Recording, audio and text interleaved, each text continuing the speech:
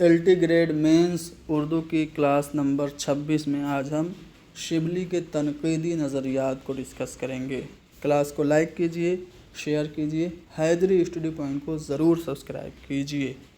دیکھیے شبلی کی بات کرتے ہیں تو علامہ شبلی نعمانی اردو تنقید کی تاریخ میں ایک بلند مقام رکھتے ہیں۔ وہ بیک وقت نقاد تھے، بیک وقت ایک شاعر تھے، ادیب تھے اور تاریخ لکھنے والے بھی تھے، انشاء پرداز بھی تھے۔ لیکن ہمیں بحیثیت نقاد ان کے بارے میں لکھنا ہے تو ہم کہیں گے کہ علامہ شبلی نعمانی اردو تنقید کی تاریخ میں ایک بلند مقام رکھتے ہیں۔ وہ ایک جمالیاتی نقاد تھے جنہوں نے اردو تنقید کو عربی اور فارسی کے کلاسیکی اصولوں سے جڑ کر اسے ایک نیا سائنسی اور تقابلی مزاج دیا۔ ٹھیک ہے، شبلی کے تنقیدی نظریات جو ہیں ان کی شاہکار تصنیف شعر العجم میں دیکھنے کو ملتے ہیں۔ شعر العجم کی 4تھی جلد میں دیکھنے کو ملتے ہیں۔ اگر یہ لکھ دیجئے گا تو ایگزامنر کو لگے گا لڑکا اور زیادہ جانکار ہے، اس کو ٹو دی پوائنٹ بات پتہ ہے کہ کون سی جلد میں شبلی کے تنقیدی نظریات ہیں۔ اب شعر العجم میں شبلی کے تنقیدی نظریات ہے، اس کے علاوہ بھی تو شبلی نے کوئی کتاب لکھی ہوگی جس میں تنقید سے متعلق کچھ باتیں ہوں گی۔ جی ہاں، شبلی نے ایک کتاب موازنہ انیس و دبیر لکھی جس میں انہوں نے سب سے پہلے اردو میں تقابلی تنقید کی ابتدا کی۔ تو تقابلی تنقید کی شروعات کرنے کا سہرا بھی شبلی نعمانی کے سر ہی جاتا ہے۔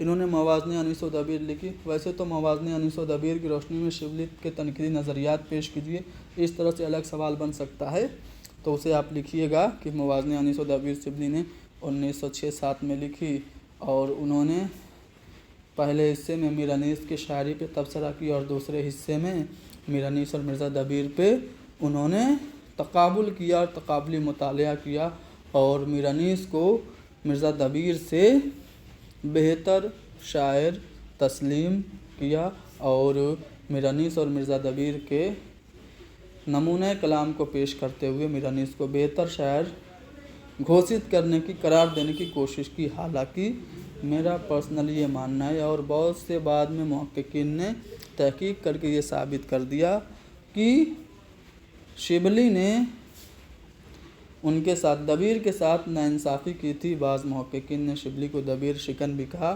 ناانصافی اس طرح سے کی تھی کہ میر انیس کا اچھا کلام اور دبیر کا کم اچھا کلام دونوں ایک جگہ رکھ کے تقابل کیا تھا، اور یہ نتیجہ نکال لیا تھا کہ میر انیس دبیر سے بہت بڑے ہیں۔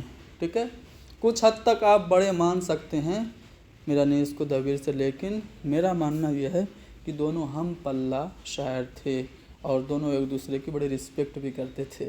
ٹھیک ہے، حالانکہ ان کے دور میں انیسیے اور دبیریے کا دو گروہ بن گیا تھا جو کہ آپس میں ایک دوسرے کا بہت مخالف ہوتا تھا، لیکن یہ دونوں جو شخصیت تھی مرثیہ گو پرسنلی ایک دوسرے کی بہت رسپیکٹ کرتے تھے۔ دبیر کے جانے کے بعد 1 سال کے اندر میر انیس بھی چلے گئے تھے، تو دونوں کا تقابلی مطالعہ کر کے موازنہ انیس و دبیر لکھ کے شبلی نے اردو میں تنقید کی ابتدا بھی، تقابلی تنقید کی ابتدا بھی کی تھی۔ شبلی کے تنقیدی نظریات کی بات کریں تو شبلی کے بیشتر تنقیدی نظریات حالی کے نظریات کی ضد ہیں، اپوزٹ ہیں۔ حالی شاعری میں معنی کو اہمیت دیتے ہیں تو شبلی الفاظ کو اہمیت دیتے ہیں۔ حالی سادگی کے قائل ہیں تو شبلی مینا کاری کے قائل ہیں۔ شبلی شاعری کو ذوقی و وجدانی شے تسلیم کرتے ہیں اور شاعری کا تعلق ادراک اور عقل سے نہیں جوڑتے۔ شبلی کے نزدیک شاعری 2 چیزوں کا نام ہے، محاکات اور تخیل، اور تخیل کو نئی چیز ایجاد کرنے والی قوت یعنی قوت اختراع کا نام دیتے ہیں، قوت اختراع سے تعبیر کرتے ہیں۔ شبلی شاعری میں تشبیہ و استعارے کو لازمی سمجھتے ہیں۔ شبلی چاہتے ہیں کہ شاعری میں صنائع اور بدائع کا استعمال ہو، صنعتوں سے شاعری کو مزین کیا جائے، لازمی سمجھتے ہیں اور رنگینی و رعنائی کو شعر کا اصل وصف قرار دیتے ہیں۔ وہ خود لکھتے ہیں، کیا لکھتے ہیں؟ مضمون تو سب پیدا کر سکتے ہیں، مضمون تو سب پیدا کر سکتے ہیں، شاعر کا کمال اس میں ہے کہ مضمون کن لفظوں میں ادا کیا گیا ہے اور بندشیں کیسی ہے۔ تو اس طرح سے آپ نے دیکھا کہ شبلی الفاظ پہ زیادہ زور دے رہے ہیں، تشبیہ و استعارے کے استعمال کے قائل ہیں۔ شبلی کے نزدیک شاعرانہ مصوری ہمیں مسرت و انبساط فراہم کرتی ہے، خوشی فراہم کرتی ہے۔ اس کے لیے اشیاء کا خوبصورت اور بدصورت ہونا ضروری نہیں ہے۔ وہ لکھتے ہیں کسی چیز کی اصلی تصویر کھینچنا خود طبیعت میں انبساط پیدا کرتا ہے، وہ شے اچھی ہو یا بری اس سے بحث نہیں۔ شبلی کی تنقید میں سادگی ہے، واقعیت ہے، جدت ادا ہے، ٹھیک ہے، ان چیزوں پہ شبلی زور دیتے ہیں۔